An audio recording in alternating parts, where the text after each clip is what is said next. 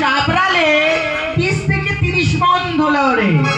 20 থেকে 30 মণ ধুলো উড়বে? হ্যাঁ মা, ওই রকমই ধুলো উড়তে হবে। আমাকে ওই নদীর গায়ে গড়াতে হবে? হ্যাঁ মা, তার জন্য যা করতে হবে তাই করবে।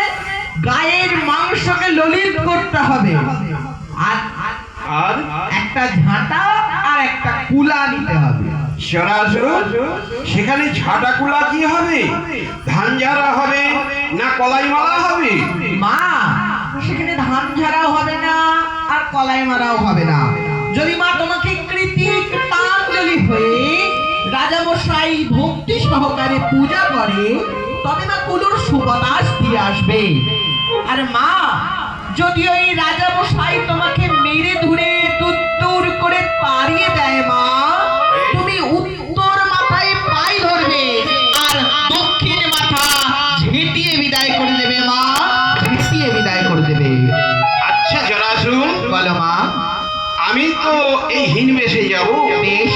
আমার এই যে 64 ভার বসন্ত আছে, এদিকে আমি কিভাবে নিয়ে যাব?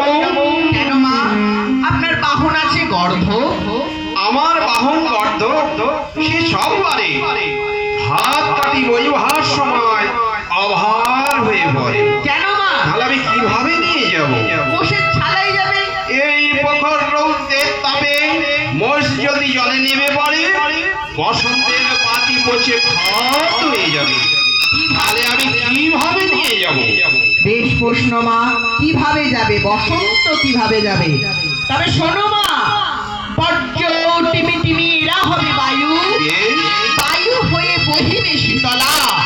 শ্বেত বর্ণ শীল হয় সর্বলোকে জানে, সেন পিত নীল রক্ত চারি বর্ণ কেনে। আইরব করে সব অপূর্ব দেখিয়া, কলরব করে শিল খায় কুড়াইয়া। রয়ে বয়ে শিলগুলি পরে কে যমুনায়, সেই জল খেয়ে জীব জরিবে যাবন্ত। আর মা, অতঃপর ঘরে ঘরে বেরোবে বসন্ত।